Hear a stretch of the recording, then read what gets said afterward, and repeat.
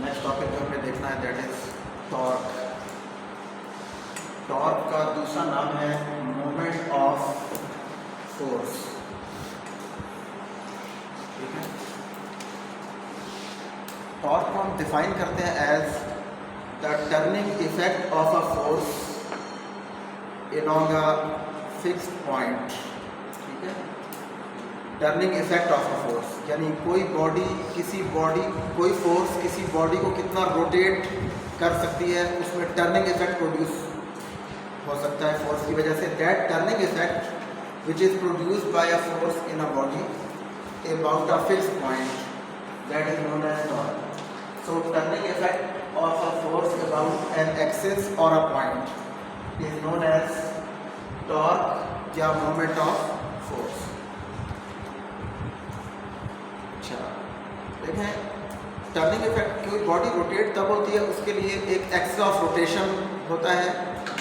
Axis of rotation वो line होती है जिस लाइन के अबाउट वो बॉडी रोटेट करती है, that is the axis of rotation. जैसे ये फैन रोटेट होता है तो फैन जिस रॉड से ये ऊपर लगा हुआ है, छत में लगा हुआ है जिस रॉड से, तो देखें ये उस रॉड के सेंटर में से जो लाइन पास हो रही है, ये line, that is the line about which the fan is rotating. So this line is called axis of rotation. Similarly door, दरवाजे को जब आप ओपन करते हैं या क्लोज करते हैं तो वो डोर रोटेट होता है। ठीक है, किस लाइन के अबाउट रोटेट होता है? वो जहाँ पे उसके हिंजेस लगे हुए हैं दीवार में, जहाँ कब्जे लगे हुए होते हैं दरवाजे के, तो वहाँ जो लाइन पास हो रही है उस लाइन के अबाउट वो रोटेट होता है। ठीक है, जैसे फॉर एग्जांपल ये देखिए, यहाँ पे ये फर्ज करें ये डोर है, तो ये वो लाइन है जिसके अबाउट ये रोटेट हो रहा है। देखिए अभी ये ओपन हो रहा है and now it is closed. ठीक है, तो उसके लिए हमें फोर्स लगानी पड़ रही है। ठीक है, सो this is the axis of rotation. Axis of rotation वो लाइन होती है जिस लाइन के अबाउट बॉडी रोटेट होती है। ठीक है, तो देखें turning effect is the turning effect about a line that is called axis of rotation और अबाउट अ पॉइंट, उस पॉइंट को हम पिवट पॉइंट कहते हैं। पिवट पॉइंट मीन्स कि जहाँ पे आपने उसको फिक्स किया हुआ है बॉडी को।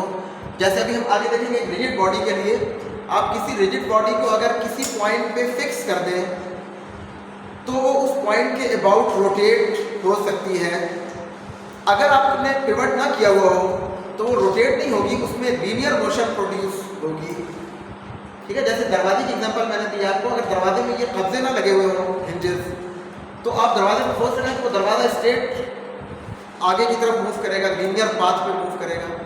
रोटेशन के लिए there should be a pivot point and the line which passes through the pivot point is known as axis of rotation and body rotates, plane of rotation is perpendicular to the axis of rotation. जैसे देखिए ये body अभी यहाँ rotate कर रही है इस तरह से, और पिवट पॉइंट ये वाला पॉइंट है, और एक्सिस ऑफ रोटेशन वो लाइन है जो इसमें से पास हो रही है like this. So this is the axis of rotation. ठीक है, and this is the plane of rotation.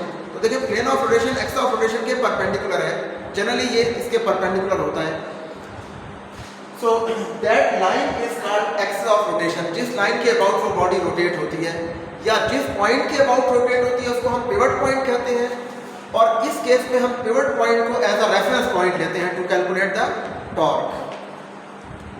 Mathematically torque को हम लिखते हैं, मैथमेटिकली जब हम इसको डिफाइन करते हैं, so that is written as the product of the magnitude of force into moment arm. ठीक है, फोर्स और मोमेंट आर्म का product that is known as torque. Force तो पता है आपको क्या होती है फोर्स, और मोमेंट आर्म क्या होता है, तो यहाँ मैंने लिखा है मोमेंट आर्म इज, इसको लीवर आर्म भी कहते हैं, that is the perpendicular distance between the line of action of force and the axis of rotation. इन दो लाइंस के दरमियान जो परपेंडिकुलर डिस्टेंस होता है that is called axis, that is known as moment arm. ठीक है, the perpendicular distance between the line of action of force and the axis of rotation is known as moment arm और lever arm. अब देखें यहाँ पे मैं आपको इसकी एग्जांपल दे रहा हूँ। इस तरह से देखें, अभी हमने देखा था, फर्ज करें एक डोर है हमारे पास, तो देखिए यहाँ से हम इसको ओपन कर रहे हैं लाइक दिस, ठीक है। तो देखिए एक्सिस ऑफ रोटेशन तो ये है, this line is axis of rotation, and ये हमारी फोर्स की लाइन ऑफ एक्शन अभी यहाँ पे इस तरफ है, ठीक है। या अगर मैं इसको ऐसे करूँ तो देखें this is the line of action of force यहाँ से outward, and this is axis of rotation. तो इनका परपेंडिकुलर डिस्टेंस ये है, this perpendicular distance between the axis of rotation and the line of action of force is known as moment arm. So this is moment arm here. अगर मैं इसको यहाँ पे draw करूँ तो हम इसको ऐसे ड्रॉ करेंगे। देखिए ये एक्सिस ऑफ रोटेशन है ये लाइन, और यहाँ पे हम फोर्स अप्लाई कर रहे हैं। So perpendicular distance is this distance, this is moment arm. Perpendicular distance between the line of action of force and the axis of rotation, that is called moment arm. अगर आप इस distance को ऐसे ले लें, या line of action of force ये axis of rotation ये ऐसे ले लें, तो ये परपेंडिकुलर डिस्टेंस नहीं होगा। That should be perpendicular distance between the line of action of force and axis of rotation, उसको हम कहते हैं मोमेंट आर्म। तो टॉर्क जो है ये मोमेंट आर्म और फोर्स का प्रोडक्ट है, ठीक है, product of force and moment arm. Force का मैग्नीट्यूड और मोमेंट आर्म का product, that is known as, उसको मैथमेटिकली हम टॉर्क को इस तरह से लिखते हैं, product of the magnitude of force and moment arm, ठीक है। ये इक्वेशन ये शो कर रही है कि देखिए टॉर्क जो है ये फोर्स के भी डायरेक्टली प्रोपोर्शनल है और मोमेंट आर्म के भी डायरेक्टली प्रोपोर्शनल है। यानी फोर्स कितनी ज़्यादा होगी, रोटेशन उतनी ज़्यादा होगी, मोमेंट आर्म जितना ज़्यादा होगा, यानी perpendicular distance from the axis of rotation to the line of action of force, ये परपेंडिकुलर डिस्टेंस जितना ज़्यादा होगा टॉर्क उतना ज़्यादा होगा। इसीलिए डोर्स में जो हैंडल होता है वो आउटर साइड पे होता है। देखिए ये डोर अगर है तो डोर में जो उसको बंद करने और खोलने की जो हैंडल होता है that is at the outer as, वो यहाँ पे नहीं होता इस तरफ, क्योंकि आउटर एज का मतलब ये है कि वहाँ पे जब डोर होगा आउटर एज पे हैंडल होगा डोर का, तो उसका मोमेंट आर्म ज़्यादा होगा, ठीक है। देखें ये हैंडल अगर यहाँ लगा हुआ है एज के करीब तो मोमेंट आर्म ये है, अगर आप हैंडल को यहाँ लगा दें सेंटर में तो मोमेंट आर्म कम हो जाएगा, मोमेंट आर्म कम होगा तो टॉर्क भी कम होगा। यानी उस डोर को आप ये भी इमेजिन करें कि आप एक डोर को यहाँ से खोलें तो इजीली खुलेगा, या इधर इसके करीब से खोलें तो इजीली खुलेगा। यहाँ से इजीली खोल आप उसको रोटेट कर सकते हैं, ओपन या क्लोज कर सकते हैं, और यहाँ से ओपन या क्लोज करना मुश्किल होगा क्योंकि मोमेंट आर्म कम है। इसी तरह जब गाड़ी का टायर आप ओपन करते हैं तो उसके लिए आप स्पैनर यूज़ करते हैं, ठीक है, पाना जिसको कहा जाता है उस शाम में, तो वो बड़ा पाना अगर आप यूज़ करें तो इजीली नट ओपन हो जाता है, छोटा यूज़ करें तो नट मुश्किल से ओपन होता है, क्योंकि बड़ा स्पैनर यूज़ करने का मतलब ये है कि बड़ा रेंच अगर आप यूज़ कर रहे हैं तो उसमें आप मोमेंट आर्म को ज़्यादा कर रहे हैं, तो थोड़ी फोर्स से भी टॉर्क प्रोड्यूस हो जाएगा। लेकिन अगर फोर्स कम है मोमेंट आर्म ज़्यादा है तो टॉर्क ज़्यादा हो जाएगा। कई दफ़ा आपने देखा होगा ट्रक ड्राइवर या ये जब अपने बसों वाले जब अपना व्हील ओपन करते हैं तो वो स्पैनर तो उनका छोटा सा होता है पाना, लेकिन उसके अंदर वो एक लंबा सा पाइप उसके अंदर डाल के फिर उसको ओपन करते हैं उस लंबे पाइप से, तो वो लंबा पाइप यूज़ कर रहे हैं, वो बेसिकली मोमेंट आर्म ज़्यादा कर रहे होते हैं अपने नट को ओपन करने के लिए, वो मोमेंट आर्म बढ़ा देते हैं। तो जितना मोमेंट आर्म ज़्यादा होगा उतनी कम फोर्स से टॉर्क प्रोड्यूस हो सकेगा, ठीक है।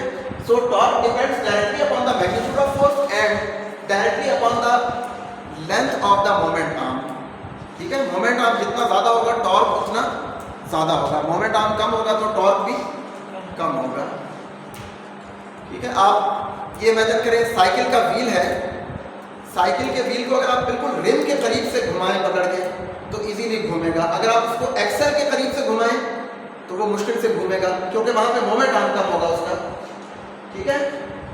अच्छा तो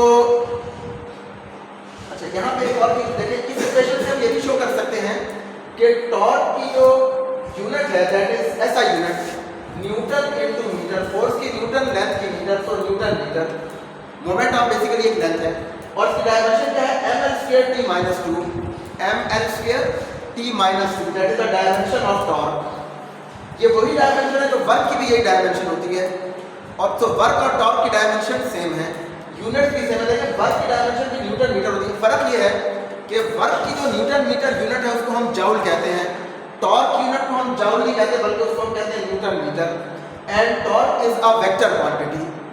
अच्छा, ये तो एक हमने जनरली देखा है कि टॉर्क होता क्या है, उसको मैथमेटिकली हम कैसे डिफाइन करते हैं। Now here we have to calculate a general expression for torque on a rigid body. Torque का जो symbol है that is tau, Greek letter tau. So we have to calculate torque on a rigid body. Rigid body means a solid body of arbitrary shape. किसी भी shape की कोई solid body है, हम देखते हैं कि उसके ऊपर torque हम कैसे calculate कर सकते हैं। So we are considering here a rigid body which is pivoted at point O.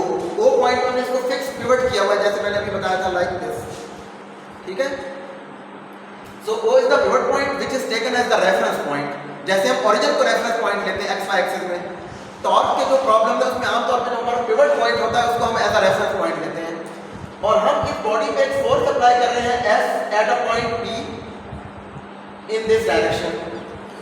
So क्योंकि ये बॉडी यहाँ पे pivoted है, तो इस फोर्स की वजह से जब आप इसको इस बॉडी के ऊपर देखें, यहाँ पे हमने इसको पिवट किया हुआ है इस तरह से, और अगर हम इसके ऊपर एक फोर्स इधर लगाएं इस तरह से, ठीक है, तो ये बॉडी जो है that will be rotated like this, ये इस तरह से रोटेट होगी बॉडी, ठीक है, लाइक दिस। तो देखिए जब आप फोर्स यहाँ ये वाली फोर्स अप्लाई करें तो उसके बाद बॉडी ऐसे रोटेट होगी एंटी क्लॉकवाइज डायरेक्शन में, यानी इसमें एक टॉर्क प्रोड्यूस होगा, ठीक है। अच्छा, अब हमने देखना है कि वो टॉर्क क्या होगा। तो देखिए फोर्स हम अप्लाई कर रहे हैं एट अ पॉइंट P और रेफरेंस पॉइंट हमारा है O। तो इस केस में हम यहाँ रेफरेंस पॉइंट से P पॉइंट तक एक वेक्टर ड्रॉ करते हैं which is known as the position vector of point P। किसी भी पॉइंट का पोजीशन वेक्टर को हम R से ड्रॉ करते हैं, लिखते हैं, और ये पोजीशन वेक्टर उस पॉइंट की लोकेशन बताता है with respect to reference point और ओरिजिन। तो यहाँ पे हमारा रेफरेंस पॉइंट ओरिजिन नहीं है बल्कि पिवट पॉइंट है O। तो देखिए जिस पॉइंट पे हम फोर्स अप्लाई कर रहे हैं उस पॉइंट का पोजीशन वेक्टर R है, और फोर्स F हम अप्लाई कर रहे हैं such that angle between position vector and force is theta. Position vector इस डायरेक्शन में है और फोर्स इधर है, तो दोनों के बाद एंगल क्या बन रहा है, थीटा। अच्छा, अब देखिए यहाँ पे अगर आप गौर से देखें तो ये फोर्स F की लाइन ऑफ एक्शन ये वाली लाइन है, और जो हमारा एक्सिस ऑफ रोटेशन है वो पिवट पॉइंट में से ये वाली लाइन है। This line is axis of rotation and this is the line of action of force.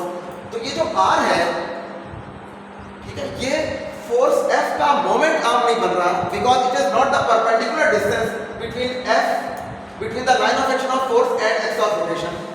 ये R का जो मैग्नीट्यूड है ये F के लिए मोमेंट आर्म नहीं है, एक बात।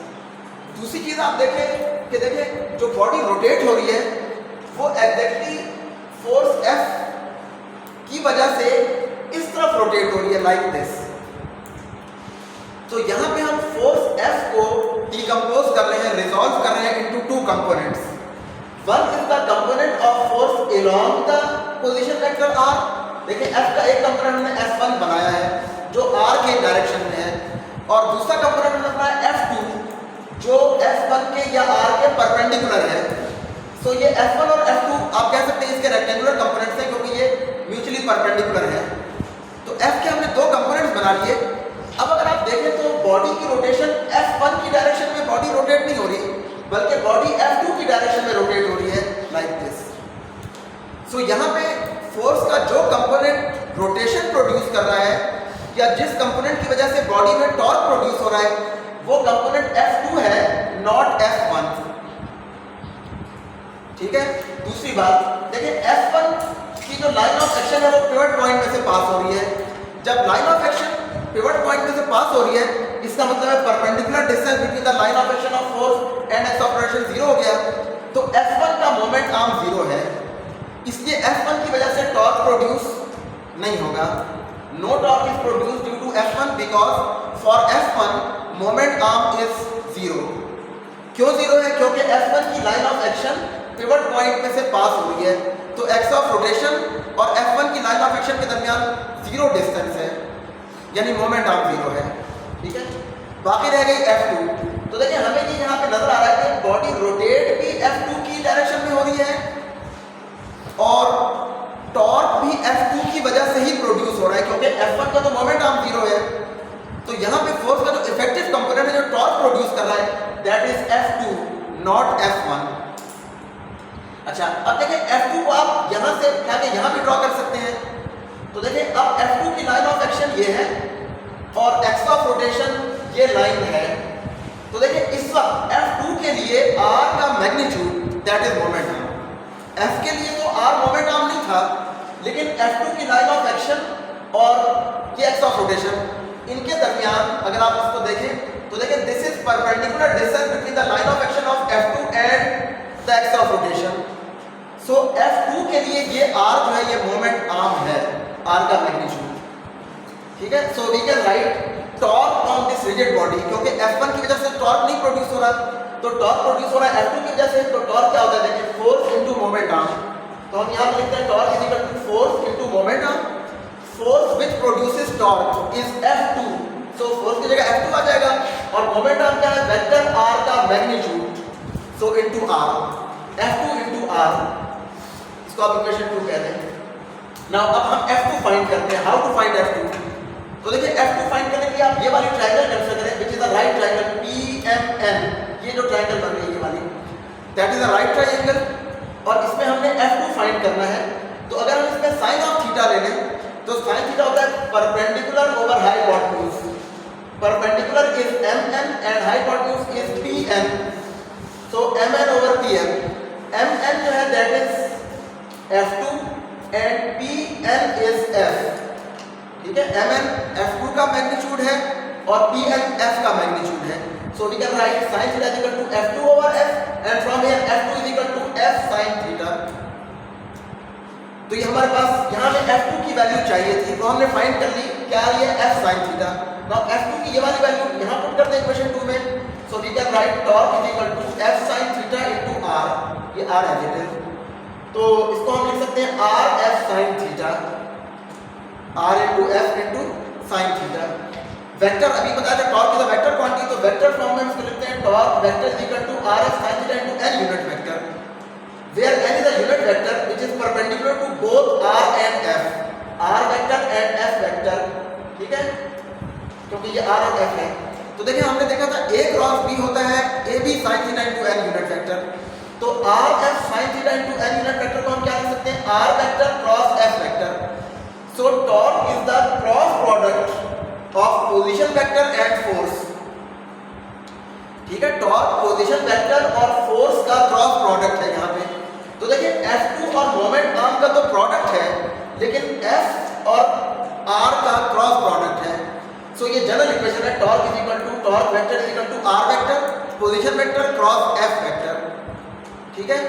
सो वेक्टर फॉर्म में हम इस तरह लिखते हैं और ये टॉर्क R और F दोनों के परपेंडिकुलर होगा।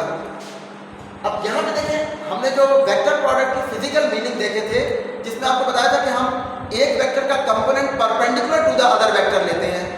तो देखिए यहाँ पे हमने F का वो कंपोनेंट दिया है जो R के परपेंडिकुलर है, वो कंपोनेंट यहाँ पे इंपॉर्टेंट है। The component of force which is perpendicular to R, that component produces the torque, so that component is R sin theta, F sin theta, ठीक है। सो ये वेक्टर प्रोडक्ट की फॉर्म में इसको लिखते हैं R cross F which is equal to R F sin theta into n unit vector. तो ये जनरल इक्वेशन है torque on a rigid body. अगर किसी रिजिड बॉडी पे कोई फोर्स F अप्लाई हो रही हो सच दैट उस फोर्स का पोजीशन वेक्टर R हो, तो उस बॉडी पे टॉर्क क्या होगा, torque is equal to R cross F। और जब आप इसको ओपन करके लिखेंगे तो R F sin theta into n unit vector, theta is angle between R vector and F vector. And lastly torque positive होता है अगर एंटी क्लॉकवाइज रोटेशन हो, then torque is taken as positive, क्योंकि natural rotation जितनी है वो anti clockwise direction में होती है। एंड अगर क्लॉकवाइज रोटेशन हो in that case torque is taken as negative, ठीक है।